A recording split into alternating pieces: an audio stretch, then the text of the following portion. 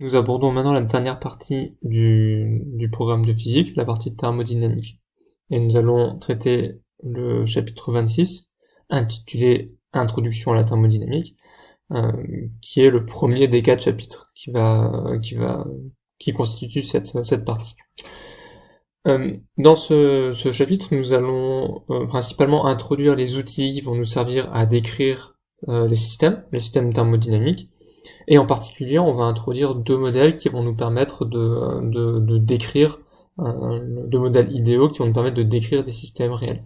Et par exemple, on va introduire le modèle du gaz parfait qui sera un bon modèle pour décrire les gaz. Et on étudiera par exemple les limites de ce modèle. Très bien, donc commençons par donc la première partie évidemment qui s'intitule Description d'un système dans le cadre de la thermodynamique. En fait, on va introduire les outils qui vont nous permettre de décrire les systèmes dans cette partie-là. Et pour ça, commençons par une expérience. Donc c'est une expérience très simple, dans laquelle j'ai pris un verre et je vais placer un glaçon dans donc un glaçon, donc de l'eau solide, dans ce verre d'eau liquide. Et je vais filmer l'ensemble avec une caméra thermique. La caméra thermique, c'est une caméra qui est sensible aux infrarouges et qui permet de mesurer visuellement la température d'un objet. Évidemment, le glaçon va fondre et nous, ce qui va nous intéresser, c'est de suivre la fonte de ce glaçon dans l'eau. Donc, vous voyez le glaçon que je tiens dans ma main et que je mets dans le verre. Alors, vous constatez que donc, les zones plutôt claires sont les zones chaudes, d'accord, et les zones plutôt sombres sont les zones froides. C'est indiqué dans l'échelle température qui est à droite de l'écran. Et vous constatez qu'une fois que le glaçon est dans l'eau, il va se mettre à fondre, et le refroidissement ne se fait pas du tout de manière homogène. En fait, ce qui se passe, c'est que vous avez, donc, d'une part, le glaçon fond, donc vous avez de l'eau froide liquide qui se forme au contact du glaçon, et en plus, l'eau qui est au contact l'eau liquide du verre qui est au contact du glaçon va se refroidir. Du coup, vous avez de l'eau liquide froide autour du glaçon, et cette eau liquide froide, elle est plus lourde que l'eau à température ambiante, et donc cette eau liquide froide, elle tombe vers le fond du verre. Et donc tout se passe comme si le verre, il se refroidissait par le bas. D'accord ? Vous allez avoir ce qu'on appelle un gradient de température, d'accord ? Donc une variation de température dans le verre, et l'eau au sommet du verre va être proche de la température ambiante, donc 25 degrés ici, et par contre l'eau au fond du verre va être plutôt vers 16 degrés. Voilà, donc ça c'est une expérience un peu introductive. Et la question que je vais me poser, c'est donc là je rappelle un peu sur cette slide les différentes étapes du refroidissement, où vous avez au début l'eau qui est donc l'eau du verre qui est à 27 degrés, donc c'est la partie blanche ici, et vous avez l'eau au contact du glaçon qui commence à se refroidir. L'eau froide tombe au fond du verre et commence à s'accumuler au fond du verre, et donc tout se passe comme si le verre se refroidissait par le fond. Alors, la question qu'on va se poser, c'est est-ce qu'il y a un moyen de décrire ça, d'accord ? Enfin, si je prends un objet et que je le lance, donc je prends un objet, je le lance, je sais le décrire, d'accord ? On a fait ça en mécanique. Si on néglige le frottement, on sait que c'est une parabole, la trajectoire. Si on néglige pas les frottements, on peut faire des approximations pour décrire cet objet. Est-ce qu'on peut faire pareil dans ce cas-là ? Est-ce qu'on est capable si je vous dis tout simplement, voici un verre, je mets un glaçon dedans, dites-moi comment le système va évoluer. Est-ce qu'on est capable de faire ça avec des équations comme on a fait en mécanique ? Alors, une manière de faire, c'est de faire comme on a fait en mécanique. C'est, vous prenez à la fois le verre et le glaçon sont constitués de molécules d'eau. Vous avez un ensemble de molécules d'eau. Et vous pouvez appliquer le PFD à chacune de ces molécules d'eau. Le PFD ou un théorème énergétique, ou à la limite l'équation de Schrödinger, là c'est plutôt le PFD qu'on va appliquer dans ce cas-là. On peut faire ça, et on peut résoudre, d'accord ? On va utiliser par exemple, évidemment ça va se faire à la main, on va imaginer faire ça par ordinateur, appliquer une méthode de l'air par exemple à un ensemble de nos systèmes, et résoudre. Le problème, c'est que on a 10 puissance 23 équations. on a minimum une équation par molécule d'eau, voire 3 parce qu'on est à 3 dimensions, vu qu'il y a 3 composantes de l'espace. Donc ça nous donne en gros 10 puissance 23 équations à résoudre, avec un pas de temps qui va être tout petit. En fait là, le pas de temps pour ce genre de simulation, il doit être de l'ordre de la picoseconde, ce qui est ridicule. En fait, ça, c'est quelque chose qui est pas du tout réaliste. En termes de puissance de calcul, on va pas pouvoir le faire, évidemment pas en cours, mais en fait, même dans les simulations de dynamique moléculaire les plus puissantes qui existent au monde, on n'est même pas capable de faire ça. Pour vous donner une estimation, je vous montre ici une simulation qui a été faite, donc ça c'est une simulation qui a été faite par des chercheurs au Japon, et ça montre l'intérieur d'une cellule. D'accord. Alors là c'est une cellule de bactéries, mais de toute façon quel soit le type de cellule, ça sera ça. Et donc cette vidéo elle dure 10 secondes. C'est dans cette vidéo vous voyez la simulation des atomes qui sont dans la cellule. Et là vous avez dans cette simulation 11 millions d'atomes qui sont simulés, et la simulation représente un temps de 140 nanosecondes. D'accord, donc vous avez simulé 11 millions d'atomes pendant 140 nanosecondes, et ça leur a pris plusieurs semaines sur des supercalculateurs. Alors ça fait une belle vidéo, d'accord. Vous voyez là en couleur des protéines et des brins d'ARN, un peu de molécules d'eau évidemment, parce que vous avez des molécules d'eau dans la cellule, mais vous voyez que la cellule c'est un environnement très très compact, d'accord. Mais pour obtenir cette simulation, il y a eu besoin, donc qui dure encore une fois 140 nanosecondes en temps réel, il y a eu besoin de plusieurs semaines de calcul sur un super calculateur. Et en fait voilà, ça c'est les ordres de grandeur qu'on va avoir dans les simulations qu'on peut faire actuellement. Si vous avez 1 million de molécules, vous allez pouvoir simuler en gros de l'ordre de la microseconde. Si vous avez 1 milliard de molécules ou d'atomes, on va dire plutôt atomes parce que molécule c'est assez vague, on va mettre atome, là vous serez plutôt de l'ordre de 10 à 20 nanosecondes, on va dire 10 nanosecondes. Et donc notre verre d'eau qui contient 10 puissance 3, 10 puissance 23 atomes du coup,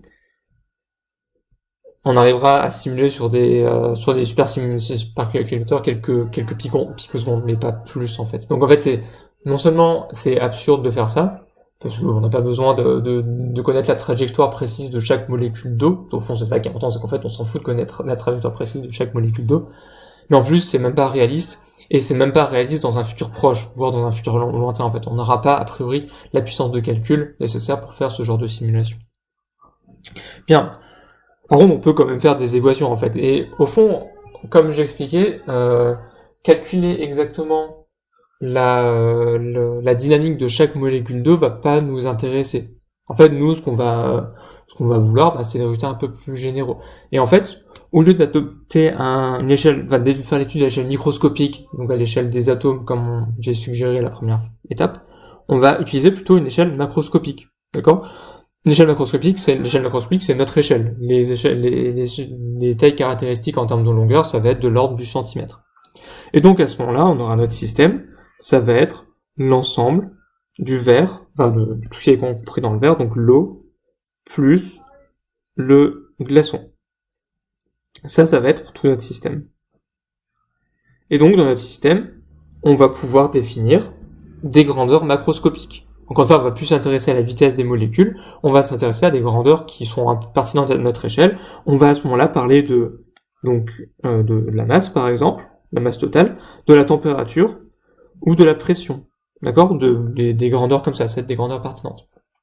Et en fait, vous voyez que avec ça, on va pouvoir faire pas mal de choses, et c'est à cette échelle-là qu'on va travailler.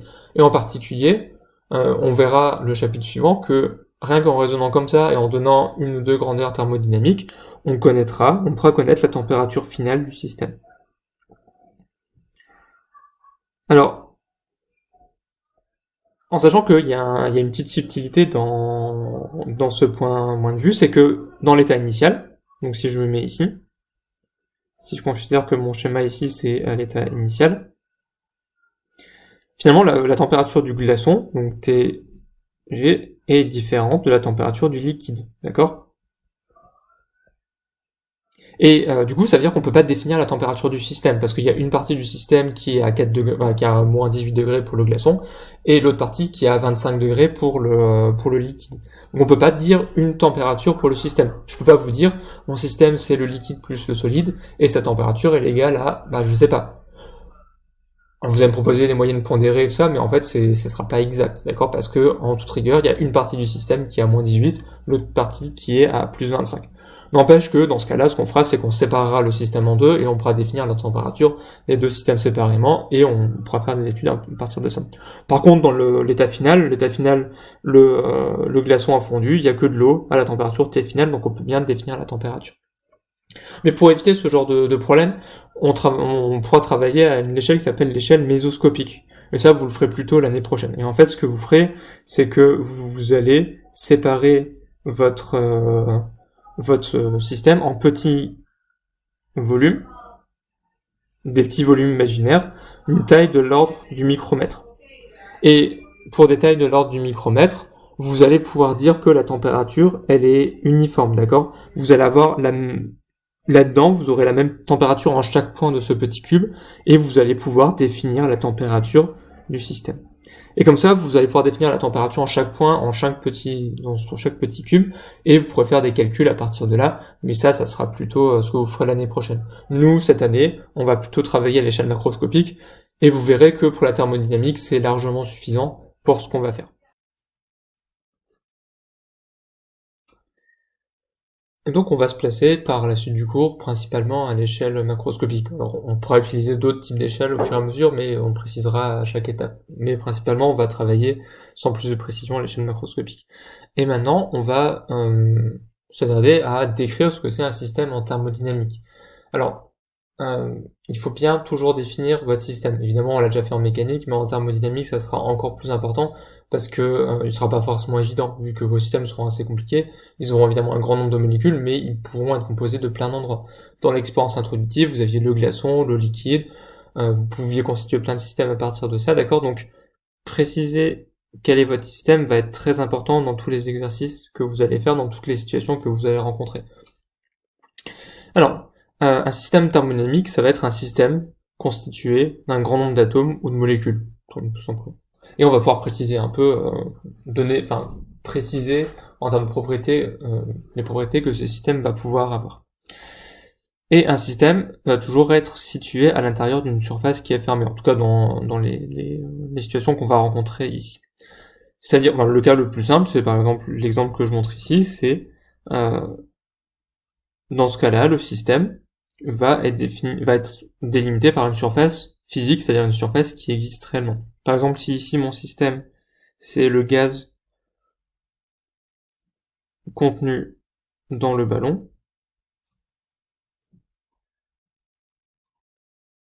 alors à ce moment-là, la frontière entre le système et l'extérieur, ça va être l'enveloppe du ballon, l'enveloppe caoutchouc du ballon que je surligne en noir ici. C'est ça qui va être la frontière. Et donc là, on a bien une surface physique, c'est très facile à visualiser. Et à ce moment-là, tout ce qui n'est pas le système, on va appeler ça l'extérieur.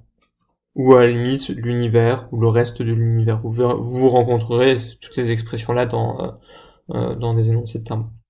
Mais la surface peut aussi être une surface virtuelle, c'est-à-dire qu'une surface qui n'est pas une surface physique. Par exemple, je peux m'intéresser, donc là c'est une image de la Seine à Paris, là vous avez le Louvre qui est ici, et l'eau s'écoule dans ce sens-là.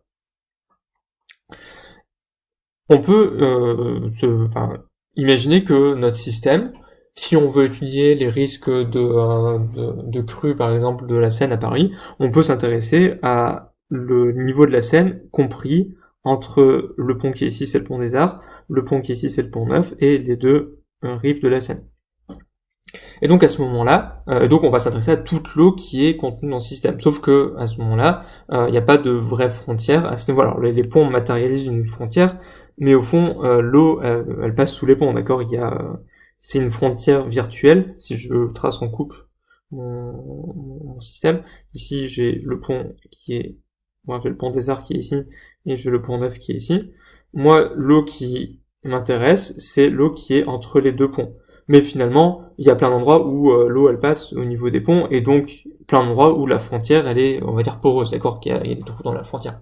Et donc à ce moment-là, la frontière elle est pas réelle, on imagine qu'il y a une surface au niveau du pont, et on regarde uniquement l'eau qui est contenue entre les deux surfaces qui sont ici. Donc à ce moment-là, on a une surface qui est virtuelle, et pas réelle. Voilà, mais les deux, on va pouvoir rencontrer les deux, ici, ça semble plutôt simple, mais travailler avec une surface virtuelle est pas forcément toujours évident, et il y a un petit effort à faire quand on travaille comme ça. Et à partir de là, on va aussi, donc là, on a défini un peu le type de frontière qu'on peut avoir, et ensuite, à partir du moment où on a défini notre système, vous allez pouvoir rencontrer trois types de systèmes différents, soit un système ouvert, soit un système fermé, soit un système isolé. Alors, un système ouvert, c'est un système qui va échanger à la fois de la matière et de l'énergie avec l'extérieur. Et c'est le cas de mon système que j'ai défini avant, donc toute l'eau de la Seine contenue qui se trouve entre le pont des Arts, le pont Neuf et les berges de la Seine, et le fond évidemment. Il peut échanger de la matière parce que vous avez de l'eau qui peut venir de l'amont et qui va vers l'aval, donc vous allez avoir de l'eau qui est échangée par le système avec l'extérieur. Donc vous avez de l'eau qui rentre et de l'eau qui sort dans le système. Et aussi vous allez avoir de l'échange d'énergie parce que quand vous êtes en hiver et qu'il fait 0 degré, vous allez refroidir le système. D'accord ? Par contre, quand vous êtes en été et qu'il fait 40 degrés en pleine canicule, à ce moment-là, vous allez avoir l'eau qui va se réchauffer. Et donc vous pouvez le système va pouvoir échanger de l'énergie, et une manière de visualiser les choses, c'est qu'il va chauffer par exemple et refroidir. Le ballon, que j'ai pris donc comme exemple à la partie précédente, lui n'échange pas de matière avec l'extérieur. Tout le gaz qui est à l'intérieur reste à l'intérieur, et tout le gaz qui est à l'extérieur reste à l'intérieur. Il n'y a pas d'échange de matière dans ce système. Par contre, il y a des échanges d'énergie. Si je prends mon ballon et que je le mets, donc qui est à température ambiante dans une pièce à température ambiante, et je le mets dans le frigo, à ce moment-là, au bout d'un moment, la température dans le ballon va atteindre 4 degrés, d'accord ? Donc vous pouvez refroidir votre ballon, parce que la paroi, elle va autoriser les transferts d'énergie, et donc vous allez pouvoir échanger l'énergie avec l'intérieur du ballon. Et enfin, vous allez rencontrer des systèmes isolés. Un système isolé a aucun échange, que ce soit en termes de matière et d'énergie avec l'extérieur. Là, j'ai mis l'exemple d'une bouteille thermos. Évidemment, il n'y a aucun système qui est parfaitement isolé. Vous allez toujours avoir des pertes d'énergie, mais voilà, les bouteilles thermos est un exemple de système qui ressemble beaucoup à un système isolé. C'est un peu le mieux qu'on puisse faire. Les parois sont isolées thermiquement. Alors évidemment, si vous mettez du thé ou du café dans votre bouteille thermos, il y reste. Vous n'avez pas de fuite, donc vous n'avez pas d'échange a priori à partir du moment où la bouteille est fermée. Et en plus, il n'y a pas d'échange comme ça. Et en plus, si vous mettez de l'eau à 100 degrés dans votre bouteille thermos et que vous revenez quelques minutes après, elle sera toujours à 100 degrés. Elle n'a pas été refroidie, même si le milieu extérieur est à température ambiante, d'accord ? Et donc là, vous avez un système qui est isolé, il ne va pas échanger d'énergie avec l'extérieur. Voilà, donc ça c'est un peu les différents systèmes en thermodynamique, et voilà, ça allait assez vite, mais encore une fois j'insiste sur le fait que vous devez absolument décrire les systèmes précisément quand vous allez les étudier. On verra ça plus en détail plus tard. Alors comment on fait maintenant pour décrire un système, maintenant qu'on a isolé un système ?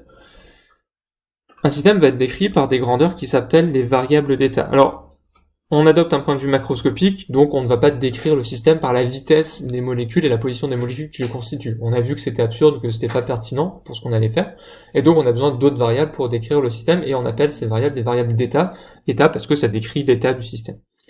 Et donc, je vous donne quelques exemples ici, c'est des variables que vous connaissez déjà. La pression d'un système, la température d'un système, je l'ai déjà utilisé plusieurs fois jusqu'à là. Le volume, et on va utiliser comme par extension le volume massique qui est un petit v, d'accord ? Et le volume molaire qui est V. Alors, c'est un V petit m qui vaut le volume divisé par le nombre de moles du système. D'accord ? Donc là, le volume massique, c'est le volume par unité donc c'est par exemple en litres par kilogramme. Les quantités de matière, d'accord ? Par exemple, si vous avez, encore une fois, mon système avec de l'eau, avec un glaçon, je pourrais donner le nombre de moles de molécules d'eau qu'il y a dans le solide et le nombre de moles qu'il y a dans la phase liquide. Ça, c'est des variables d'état. Une autre variable d'état, c'est l'aimantation. On n'en parlera pas cette année, d'accord ? Vous en parlerez un peu l'année prochaine éventuellement. Voilà, donc ça c'est encore une fois des variables qui vont décrire l'état du système. On pourrait donner aussi la masse volumique, hein. Il y a pas que ça là, il y en a plein d'autres qui peuvent intervenir, on en verra au fur et à mesure. Les variables d'état, elles sont de deux types. On va avoir des variables intensives et extensives. J'en ai déjà parlé un peu au début de l'année, on va y revenir parce que c'est quelque chose qui est important. Alors, imaginons qu'on ait deux systèmes. Donc j'ai noté sigma 1 pour le système 1 et sigma 2 pour le système 2.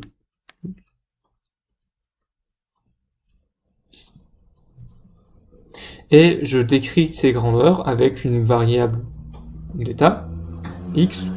Et donc, la variable d'état prend la valeur x1 pour le système 1 et x2 pour le système 2. Quand je dis x, ça peut être la température, le volume, la masse, peu importe. Ça peut être quelque chose comme ça.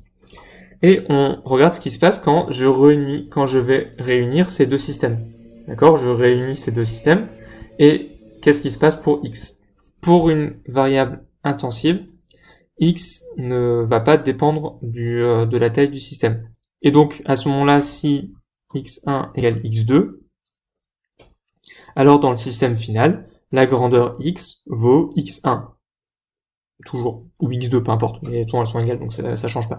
Et donc, par exemple, ça c'est un exemple, c'est la température. Par exemple, si le système 1 a la température T qui vaut 20 degrés, et le système 2 qui a une température qui vaut aussi 20 degrés Celsius, alors l'union des deux vaut une température qui vaut 20 degrés. D'accord? C'est pas parce que vous faites l'union des deux que vous allez ajouter les températures. Par contre, pour les variables extensives, vous allez ajouter les variables. Donc si je fais l'union,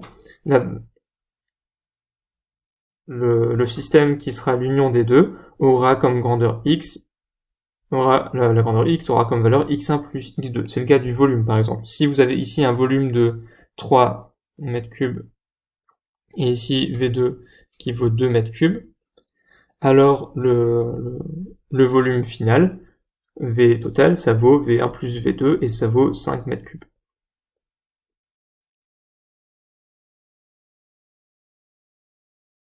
D'accord? Voilà, la différence c'est vraiment, vous imaginez faire l'union et est-ce que les grandeurs s'ajoutent ou est-ce que on va garder un peu la même grandeur de chaque côté. Alors comme variable intensive, il y a la température que j'ai donnée ici comme exemple, il va aussi avoir la pression par exemple. La pression, la masse volumique, donc je vais noter ρ, va aussi être une variable intensive. Comme variable extensive, a priori vous aurez la masse, la quantité de matière, etc. de type. Alors évidemment, il va y avoir des subtilités ici, on va pas en parler, mais la masse n'est pas exactement extensive. Au fond, quand vous faites des expériences de fusion nucléaire, vous avez des subtilités qui peuvent arriver, mais ça c'est un peu hors du cadre du cours du thermo a priori. D'accord? Donc on va considérer que la masse est extensive. Et dans la partie QFI, on va décrire un peu plus précisément deux grandeurs intensives que j'ai énoncées juste avant, la pression et la température. Et je vais commencer avec la pression. Alors imaginons vous avez une roue de vélo, comme ça, avec les rayons ici, je vais en faire quelques-uns. C'est une grosse roue de vélo ici. Et imaginons qu'elle se perce, d'accord? Ici, vous avez un trou qui se forme, et vous avez l'air qui sort. Si vous voulez essayer de reboucher ce trou, vous pouvez essayer de mettre votre doigt, d'accord? Vous pouvez essayer de mettre votre doigt comme ça. Sauf que, pour maintenir le doigt à cet endroit-là, vous êtes obligé d'appuyer, d'accord? L'air qui sort, il va appuyer sur votre doigt, il va appliquer une force à ce niveau-là. Vous avez une force qui est appliquée ici. Et cette force va être reliée à la pression. Et c'est à travers cette force-là qu'on va introduire la force de pression. Et en fait, ce qui se passe, c'est que si je zoome ici et que je fais un agrandissement, donc là, je passe de l'échelle macroscopique à l'échelle microscopique. À l'échelle microscopique, là, j'ai la surface du doigt qui est ici, j'ai la surface du pneu qui est ici,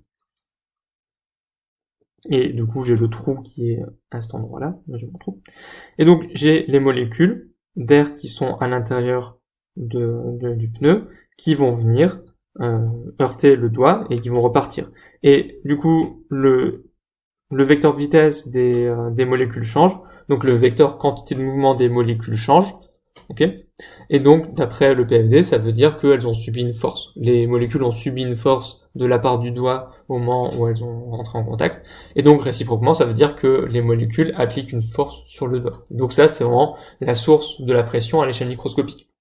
On en parlera un peu plus tard, on fera le calcul exact de cette pression en fonction de la vitesse des particules et du nombre de particules que vous avez par unité de volume, d'accord? Mais garde bien ça en tête que la pression, ça vient du choc des molécules sur une surface. Et on peut donner une définition mathématique de la pression avec cette force qu'appliquent les particules sur la surface. Alors, si on considère un fluide en contact avec une paroi solide plane de surface S, donc vous avez une paroi ici, là je vais mettre un solide mais peu importe, ici vous avez un fluide, et ce fluide, donc liquide ou gaz, va appliquer une force, ici. Et si j'appelle S la surface de voilà, la surface de l'interface entre les deux, je vais introduire un vecteur surface S qui est orienté vers l'extérieur du fluide, d'accord? Donc le vecteur S est orienté vers l'extérieur de la surface par rapport au fluide, c'est ce que j'ai dessiné ici, d'accord? En gros, le vecteur S est vers, oui, voilà, vers l'extérieur par rapport au fluide. Okay. Et donc, vous avez, par définition, la pression, c'est le coefficient de proportionnalité entre le vecteur surface et le vecteur force. D'accord? Alors, évitez de me faire des divisions de vecteurs. Hein, la pression, c'est pas le vecteur force divisé par le vecteur surface. D'accord? C'est le coefficient de proportionnalité qui est entre les deux. Et vous vous débrouillez comme ça. Si vous voulez faire des divisions, vous faites des produits scalaires d'abord et après vous divisez des grandeurs scalaires et pas vectorielles. Alors, comme je le disais, la pression est une grandeur intensive. Son unité, c'est le pascal, du coup, de symbole PA. Et vous avez 1 pascal, ça vaut 1 newton par mètre carré. C'est ce qui est donné par cette expression-là. Et on va souvent utiliser une autre unité qui est le bar, et on a un bar qui vaut 10 puissance 5 pascal. On utilise le bar parce que la pression atmosphérique, elle va être de l'ordre de 1 bar. C'est un tout petit peu plus en général, mais ça peut varier. C'est autour de ça. Vous rencontrez aussi l'hectopascal. Aussi, c'est une des rares fois où le préfixe hecto sert à quelque chose. Je pense que vous avez peut-être déjà rencontré en ici, ou en tout cas vous verrez l'année prochaine, que là je le fais dans le cas où la surface elle est plane, d'accord? Mais si la surface n'est pas plane, si vous voulez une surface un peu biscornue, en fait ce qu'il va falloir faire pour calculer la pression appliquée par un fluide qui serait ici sur la surface, c'est de séparer la surface en petits éléments ds, et après vous allez appliquer cette formule sur chaque petit élément ds et intégrer sur toute la surface comme ça. Mais ça sera plus au programme l'année prochaine. Normalement, dans tous les cas que nous on rencontrera, vous pourrez utiliser directement cette formule-là. Alors, ensuite, la deuxième grandeur intensive dont je vais parler un peu plus, c'est la température. Alors autant la pression, on peut le définir assez simplement, d'accord, c'est vraiment, enfin en termes de nombre de chocs de particules sur une surface, autant la température, c'est pas du tout simple à définir. On a une notion intuitive de ce qu'est la température. On sait ce que c'est un corps chaud, un corps froid. On sait intuitivement que quand on met un corps chaud en contact avec un corps froid, vous avez un transfert qui se fait et vous avez les températures qui vont tendre à s'égaliser. D'accord? C'est un constat expérimental qu'on connaît tous. Alors, c'est pas... donc voilà, c'est quelque chose qui est intuitif. Alors, on peut dire que la température, c'est une mesure, que j'écris là, indirecte, degré d'agitation microscopique des particules. Donc atomes, molécules, électrons qui constituent la matière. Cette simulation montre un gaz. Alors un gaz, on pourrait discuter un peu du modèle, mais ça représente à peu près un gaz à l'échelle microscopique. Et vous avez en haut la température du gaz, à droite la pression de ce gaz, et vous avez aussi un chronomètre en gauche qui vous donne une échelle de temps de ce qui se passe, et en bas à droite vous avez la taille de la cellule qui nous intéresse. Alors, et là, ce que je vais faire, c'est que je vais un peu changer la température pour voir ce qui se passe. Alors, quand je dis que c'est pas exactement un gaz, en fait, on a un gaz de sphère dure, c'est-à-dire que vous avez des atomes ou des molécules qui sont représentés comme des sphères dures qui peuvent entrer en contact les unes avec les autres. En vrai, vous allez avoir dans les gaz des interactions de Van der Waals entre les molécules, c'est pas des sphères dures, évidemment. Alors, qu'est-ce qui va se passer si je chauffe? Donc là, je vais chauffer un petit peu, et vous voyez en haut que la température, elle monte, d'accord? Je vais essayer de monter à haute température. Et vous voyez qu'au fur et à mesure que je chauffe, vous avez la vitesse des molécules qui augmente. Et donc, voilà, là ça commence à être bien visible. Voilà. Vous avez, voilà, la vitesse des molécules, elles vont se déplacer plus vite. Et en ce sens, on peut dire que la température va être une mesure du degré d'agitation des molécules à l'échelle microscopique. D'accord? On peut dire ça comme ça. Et ça, voilà. Mais au fond, c'est une définition qui est assez qualitative. On n'a pas quelque chose de mathématique encore, comme on avait le lien entre une force, la pression et la surface. Et en fait, c'est difficile de donner une définition plus rigoureuse ou plus exacte de la température. Donc là, on avait vu ce qui se passait pour des atomes ou des molécules, et en fait, pour un gaz parfait uniquement, on a un lien entre la vitesse et la température. Mais ça, c'est valable uniquement pour un gaz parfait. Dans un cas plus général, le lien est pas si évident. Alors, on peut toujours trouver des choses, des petits modèles. Le problème, c'est que quand on commence à refroidir les choses et qu'on arrive à basse température, uniquement regarder l'agitation et en gros le désordre, on va dire, des molécules de point de vue microscopique va pas être suffisant. Il va falloir regarder d'autres choses, en particulier il va falloir regarder l'aimantation, des choses comme ça pour aller mesurer la température. Et donc, c'est difficile en fait de trouver une définition rigoureuse ou exacte de la température en fait. Ceci étant dit, souvent, on pourra utiliser la température d'un gaz, d'accord, via la définition d'un gaz. Pour un gaz, ça va être très efficace, et on trouvera deux définitions équivalentes pour des solides en termes de vitesse moyenne des molécules. Dans la plupart des cas, ça peut être suffisant, mais ça sera des définitions qui vont être approchées et qui vont pas être exactes. Et donc, en fait, on va surtout rester sur les définitions un peu qualitatives qu'on peut avoir et intuitives qu'on peut avoir de la température. Et donc, l'unité de la température, je vous rappelle, c'est le Kelvin, symbole K, et on va aussi utiliser le degré Celsius, qui a ce symbole-là. Et il faut connaître le lien qu'il y a entre les deux, d'accord? Donc 0 degré Celsius correspond à 273,15 Kelvin. Donc dans la plupart des cas, n'oubliez pas qu'il faut utiliser la température plutôt en Kelvin, d'accord? Dans la plupart des situations, c'est un piège assez classique. Vous faites une application numérique, vous avez un résultat aberrant, c'est souvent que la température est en degrés Celsius. On verra ça dans les exercices. Alors,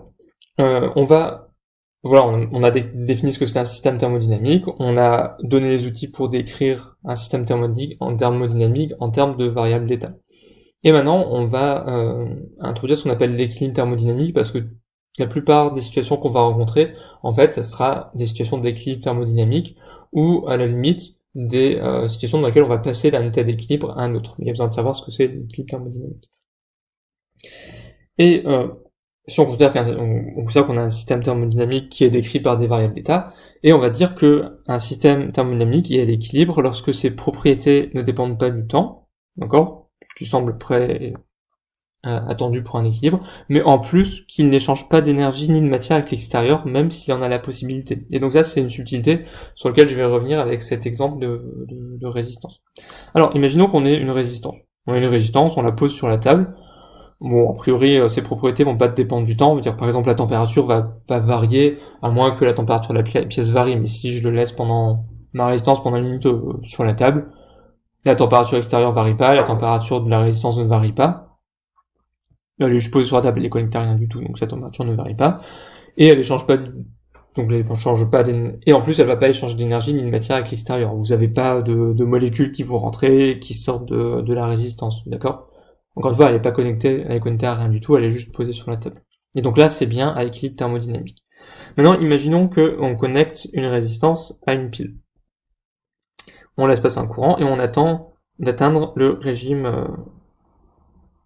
stationnaire. Donc, vous avez le courant qui passe, RI carré, la température elle monte. Très bien. La résistance elle chauffe. Mais au bout d'un moment, la température va arrêter de chauffer. Enfin, la température va arrêter de monter et la résistance va arrêter de chauffer. En fait, on va atteindre un état où la puissance qui est donnée à la résistance par effet Joule est directement donnée à l'atmosphère par diffusion thermique, d'accord? La résistance chauffe et vous allez chauffer l'air, et donc vous avez une partie de l'énergie qui va de la résistance vers l'air extérieur. Et donc vous avez de l'énergie qui va d'abord sous forme d'énergie électrique dans le courant électrique. Cette énergie va via l'effet Joule dans la résistance, qui chauffe la résistance, et cette énergie va ensuite dans l'air. Et si la puissance reçue par effet Joule est égale à la puissance dissipée à l'air, donnée à l'air, alors à ce moment-là, vous avez la température qui est constante. Et donc les propriétés ne dépendent pas du temps de la résistance, parce que la température est constante. Par contre, il échange de l'énergie avec l'extérieur, et donc la résistance n'est pas à l'équilibre. Ici, vous n'avez pas d'équilibre, dans ce cas-là. Alors que ici, vous êtes bien à l'équilibre. Voilà, gardez ça, bien ça en tête, qu'il faut pas qu'il y ait d'échange d'énergie avec l'extérieur, ou de matière avec l'extérieur, pour qu'on soit à l'équilibre thermodynamique. Et donc là, dans ce cas-là, on va dire qu'on est dans un état stationnaire.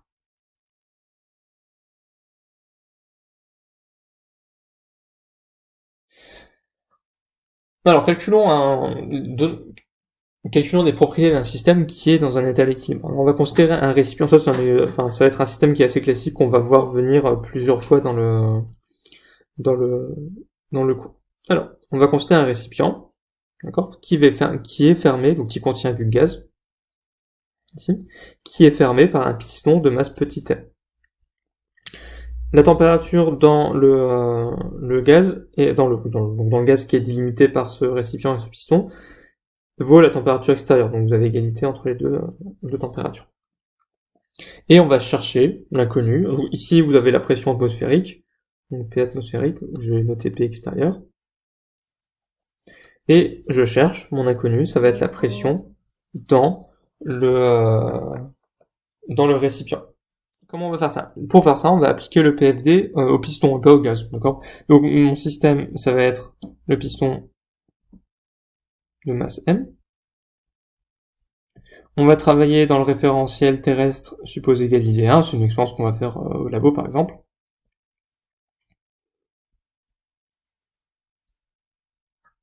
Alors, quelles sont les forces qui vont être appliquées sur mon système?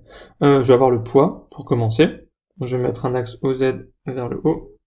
Et donc le poids, P égale je vais mettre moins mg/z.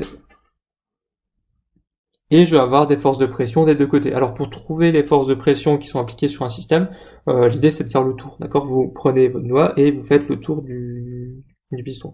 Alors ici vous avez de ce côté-là la pression extérieure, donc vous avez une force F1 qui est égale à P extérieur fois un vecteur surface qui est orienté vers l'extérieur par rapport au fluide, donc c'est ce vecteur de surface S1, et ce vecteur de surface S1, il est orienté selon moins uz. Donc si j'appelle S la surface du piston, ça me fait moins S uz. Et je continue à faire le tour de la surface avec mon doigt, et j'arrive en dessous, et en dessous j'ai une force de pression à la pression P qui est inconnue. Et dans ce cas-là, la force de pression va s'écrire F2 qui vaut plus PS fois EZ. Et je m'intéresse pas aux interactions qu'il y a au niveau des deux parois ici, d'accord? Il pourrait y avoir des frottements si le piston est en mouvement, je m'intéresse pas à ces forces-là qui vont pas être très importantes. J'applique le PFD en projection selon EZ, et donc, à l'équilibre, je vais avoir P, bon je vais tout de suite projeter, je vais avoir moins mg, moins P extérieur, fois S, plus P fois S, qui est égal à 0. Et donc, j'en déduis P, qui est égal à P extérieur, plus mg sur S. Voilà, donc ça c'est un calcul assez classique qu'il faut savoir faire. Et bon, je dirais même que vous pouvez donner les résultats directement, d'accord? On s'en servira plusieurs fois dans ce chapitre et les chapitres suivants, surtout dans les chapitres suivants. Et là, vous pouvez donner quasiment directement le résultat, il n'y a pas besoin de passer par le PFD dans ce cas-là. Mais voilà, vous avez le gaz dans ce cas-là qui est à l'équilibre, parce que évidemment ses propriétés dépendent pas du temps, la pression dépend pas du temps dans le gaz.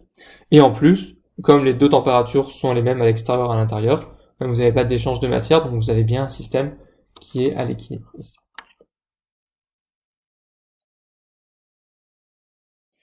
Et pour finir cette première partie de description, je vais m'intéresser à une grandeur un peu particulière qui va jouer un rôle central en thermo, c'est l'énergie.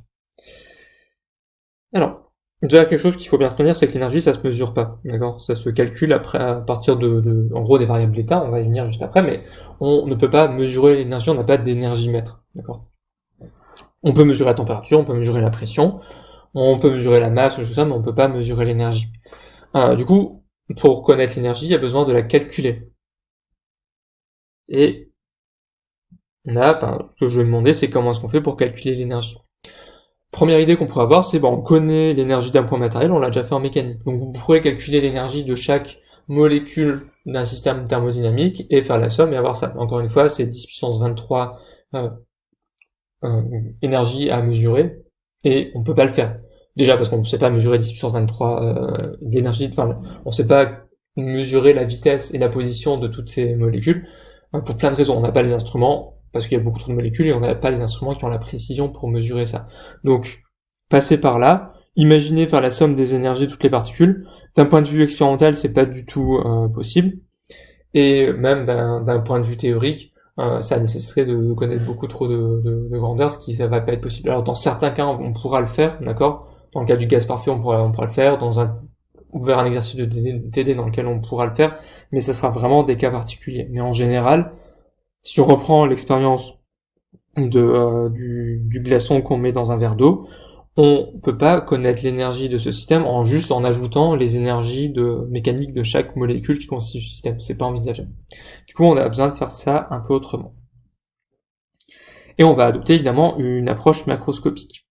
Et pour faire ça, on va relier l'énergie aux variables d'état du système. On sait que notre système, on peut le décrire avec des variables d'état, volume, pression, température, et on va faire en sorte de décrire l'énergie en fonction de ça. Et au fond, ce qu'on va dire, c'est que tout le système est décrit par ces variables d'état. À partir du moment où on donne pour un gaz la pression, la température, le volume et le nombre de moles qui décrit le gaz, on connaît tout le système. Il n'y a pas d'inconnu en termes de description du système, on connaît tout. Et donc, a priori, vu qu'on connaît tout, on devrait être capable de connaître l'énergie. En combinant de manière intelligente ces grandeurs-là, on doit être capable de connaître l'énergie. Et ça, c'est un peu une des bases de la thermodynamique. C'est que, on va dire qu'il va exister une fonction f qui relie l'énergie aux variables d'état. On peut exprimer l'énergie en fonction des variables d'état. Et cette fonction f, c'est ce qu'on appelle une fonction d'état. Et un des intérêts ici, c'est qu'on va réduire le nombre de variables de l'énergie. Dans l'approche microscopique, on avait 10 puissance 23 variables. En gros, la vitesse et la position de chaque particule, en ordre de grandeur, ça fait 10 puissance 23. Alors que en macro, à partir du moment où on a introduit cette fonction d'état, on va plus qu'avoir quelques variables, ce qui est quand même bien plus intéressant. Mais bon, là on déplace un peu le problème parce que maintenant ce qu'il va falloir faire, c'est trouver cette fonction d'état, trouver la fonction d'état qui va relier l'énergie aux variables d'état de mon système. Et ça, c'est un élément central de la thermodynamique. En thermodynamique, on va séparer le terme d'énergie en trois termes. On va séparer l'énergie en trois termes. Donc l'énergie, on va dire que c'est égal à l'énergie potentielle macroscopique, l'énergie cinétique macroscopique et U.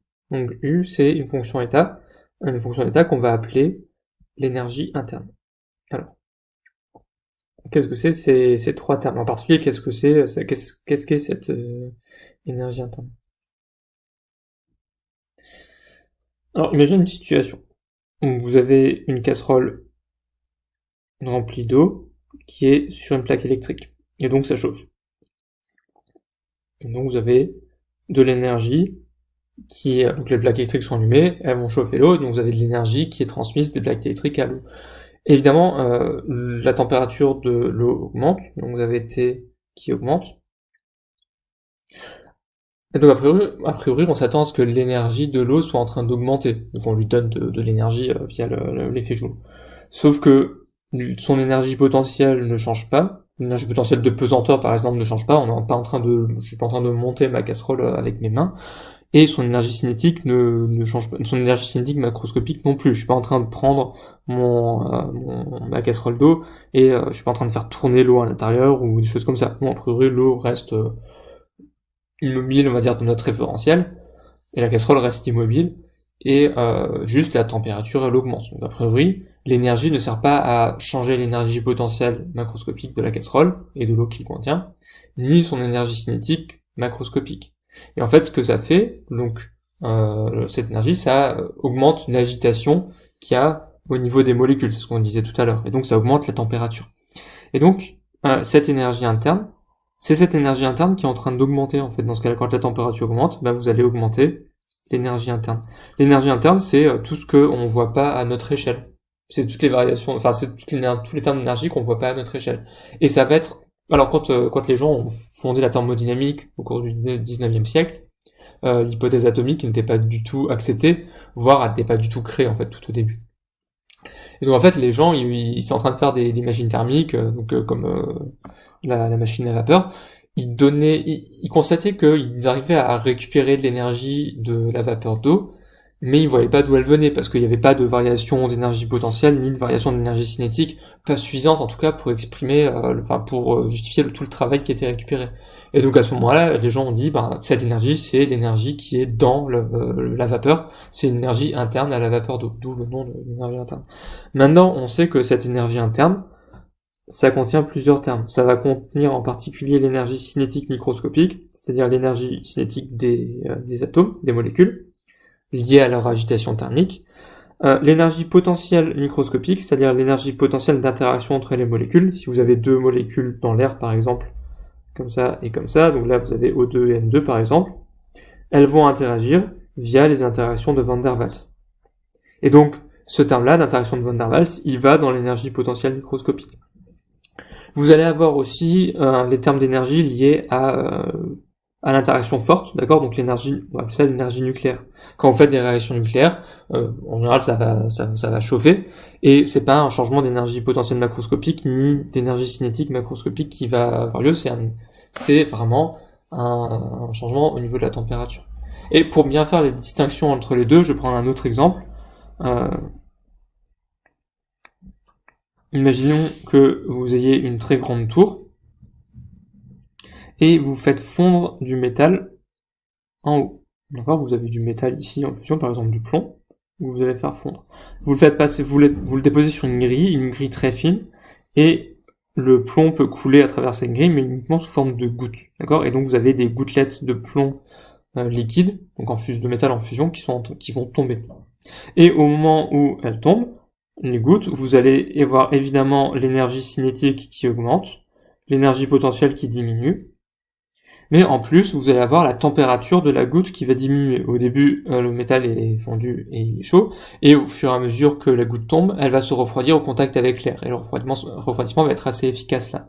Et donc, vous allez avoir trois termes de variation d'énergie, l'énergie cinétique qui augmente, l'énergie potentielle qui diminue, et en plus, vous allez avoir la température qui diminue, et ça traduit le fait que l'énergie interne diminue.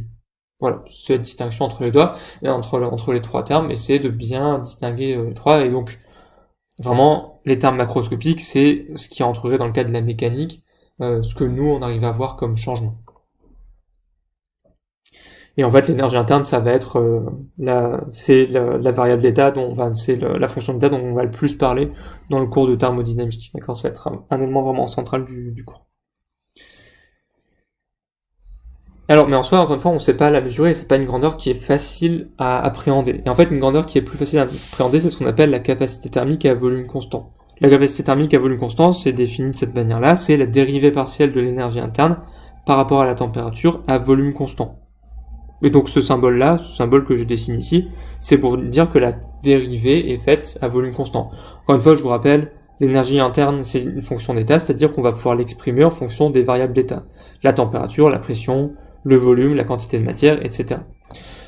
Et donc là, on va faire le calcul de la dérivée de l'énergie interne par rapport à la température en gardant le volume constant. Et on verra qu'on peut faire ça. Et donc, en fait, on va imaginer un système dans lequel on va faire varier l'énergie interne et la température en maintenant le volume constant. Alors, autant l'énergie interne a un sens qui est pas forcément évident à appréhender, autant la capacité thermique a un sens qui est beaucoup plus simple à donner. En fait, la capacité thermique, c'est la quantité d'énergie qu'il faut fournir à un système pour augmenter sa température de 1 Kelvin ou de 1 degré Celsius. Et en fait, c'est une grandeur qui est assez facilement mesurable parce que arriver à contrôler la quantité d'énergie qu'on donne à un système, c'est assez simple. D'accord? Avec une résistance, on sait très bien la quantité d'énergie qui est dissipée avec une résistance par effet Joule. Et donc, si on met une résistance dans un système et qu'on fait passer un courant dedans, on sait quelle énergie on donne à ce système. Donc ça se calcule bien pas. Et donc, c'est une grandeur qui est facilement mesurable et auquel on peut donner un sens physique très simple. Et en fait, c'est une grandeur qui est très importante en thermodynamique parce que c'est une grandeur qui va nous permettre de vérifier des modèles. On va faire des modèles un peu plus tard sur le gaz parfait et sur les solides.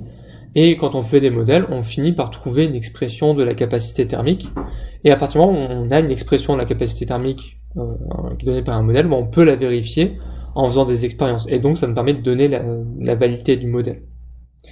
Alors, on va avoir si V est constant.